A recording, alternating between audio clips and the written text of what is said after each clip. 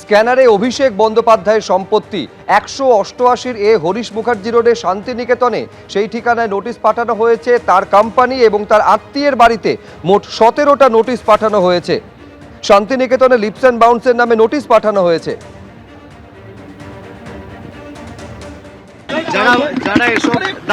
যারা এসব প্রশ্ন করছে কলকাতা পুরসভাকে জিজ্ঞেস করুন অবৈধ অংশটা কোথায়, জিজ্ঞেস করে আগে জিজ্ঞেস করে আসুন, তারপর আমার থেকে উত্তর নেবেন।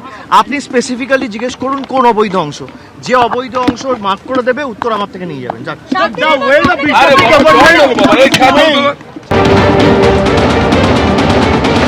কোনো পুরপিতার কাজ হচ্ছে পরিষেবা দেওয়া, নাগরিক পরিষেবা দেওয়া, উন্নত মানের আধুনিক নাগরিক পরিষেবা পাওয়ার অধিকার কলকাতাবাসীর আছে। তৃণমূল কংগ্রেসের হাতে এই মুহূর্তে কলকাতা কর্পোরেশন ছাড়া আর তেমন কিছু নেই। কলকাতা শহর তৃণমূল কংগ্রেসকে প্রত্যাখ্যান করেছে, বিধানসভা নেই, এটাও বেশি দিন থাকবে না, মানুষ এখান থেকেও ওদের সরিয়ে দেবে। তাই এই সমস্ত আন্দোলন পরে করবেন, আগে একটু যাতে মানুষ পরিষেবা পায় জঞ্জাল মুক্ত করবার প্রচেষ্টা করে যান।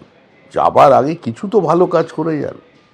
এতদিন লুট চলেছিল, এবার একটু ভালো কাজ করলে একটু প্রায়শ্চিত্ত হলেও হতে পারে, সেটা করুন, কাজে দেবে। স্ক্যানারে অভিষেক বন্দ্যোপাধ্যায়ের সম্পত্তি 188 এ হরিশ মুখার্জি রোডে শান্তিনিকেতনে সেই ঠিকানায় নোটিশ পাঠানো হয়েছে। তার কোম্পানি এবং তার আত্মীয়ের বাড়িতে মোট 17টা নোটিশ পাঠানো হয়েছে।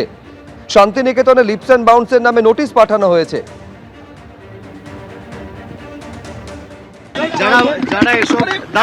যারা এসব প্রশ্ন করছে কলকাতা পুরসভাকে জিজ্ঞেস করুন অবৈধ অংশটা কোথায়, জিজ্ঞেস করে আগে জিজ্ঞেস করে আসুন, তারপর আমার থেকে উত্তর নেবেন। আপনি স্পেসিফিক্যালি জিজ্ঞেস করুন কোন অবৈধ অংশ, যে অবৈধ অংশ মার্ক করে দেবে উত্তর আমার থেকে নিয়ে যাবেন।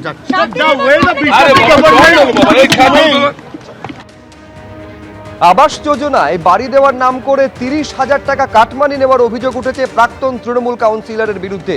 সেই অভিযোগের প্রেক্ষিতে এবার দায়ের হলো এফআইআর।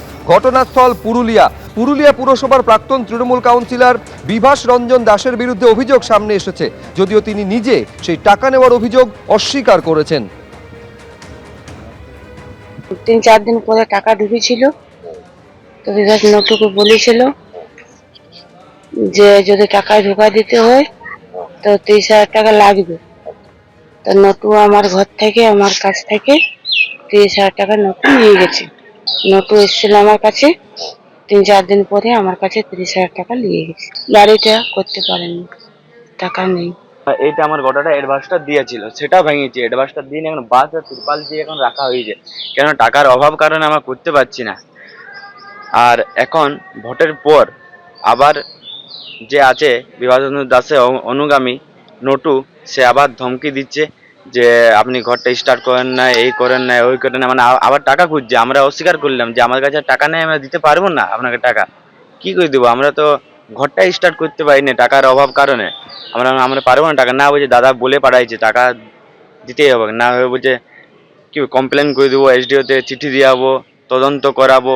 আমরা বললাম ঠিক আছে, আমরা দিতে পারবো না, যেটা পাচ্ছ তোমরা করো, আমরা আস্তে আস্তে কাজ শুরু করবো, আমাদের টাকা হলে আমরা কাজ শুরু করবো। এবিপি আনন্দ, এগিয়ে থাকে, এগিয়ে রাখে।